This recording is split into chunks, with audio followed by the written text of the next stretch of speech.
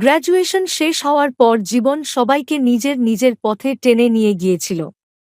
তাই হঠাৎই সোহেলির আয়োজিত গেট টুগেদারে কেশব আর মৃন্ময়ী কেউই বিশেষ কিছু আশা করেনি।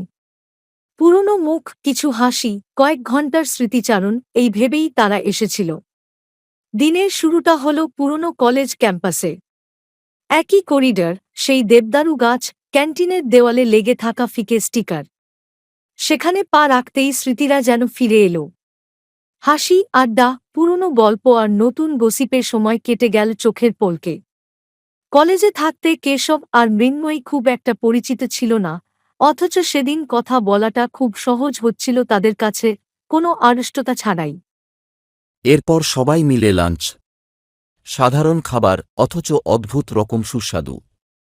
প্লেট বদলানো, ঠাট্টা আর একসাথে বসে খাওয়ার আনন্দে দুপুরটা আরও রঙিন হয়ে উঠল। তারপর প্ল্যান হল সিনেমা, চেন্নাই এক্সপ্রেস। সিনেমা হলে কেশব এসে বসল মৃন্ময়ীর পাশেই।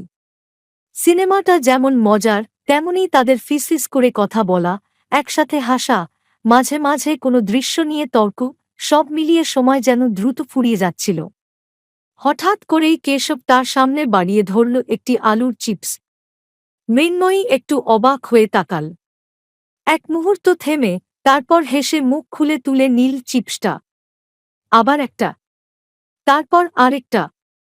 সেই অন্ধকার সিনেমা হলের ভিড়ে সেই ছোট্ট মুহূর্তটা শুধুই তাদের ছিল। অবশেষে সিনেমা শেষ হল। আলো জ্বলে উঠল। বাস্তব ফিরে এলো। আর সেই অদ্ভুত কাছাকাছি থাকার অনুভূতিটাও ধীরে ধীরে মিলিয়ে গেল। হল থেকে বেরিয়ে হঠাৎই কেউ প্রস্তাব দিল, লং ড্রাইভে যাওয়া যাক। 3টে বাইক, 5 জন মানুষ। সোহেলির স্কুটির পিছনে বসে মৃন্ময়ী, বাতাসে উঠছে তার ওড়না। কেশব নিজের বাইক নিয়ে পাশ দিয়ে চলছিল, সমান গতিতে, রাস্তার মাঝেই কথা বলতে বলতে, আর মৃন্ময়ী তাকালেই তার দিকে হেসে উঠছিল। কখন যে সন্ধে নেমে এলো কেউ খেয়ালই করল না। শেষমেশ দিনটা শেষ হল। বিদায়, আবার দেখা করার প্রতিশ্রুতি, পুরনো বন্ধুত্বের নতুন করে জোড়া লাগা। আর সেই হাসি, সিনেমা হলের অন্ধকার, আলুর চিপস আর লং ড্রাইভের ফাঁকেই চুপচাপ শুরু হয়ে গেল এক নতুন বন্ধুত্ব।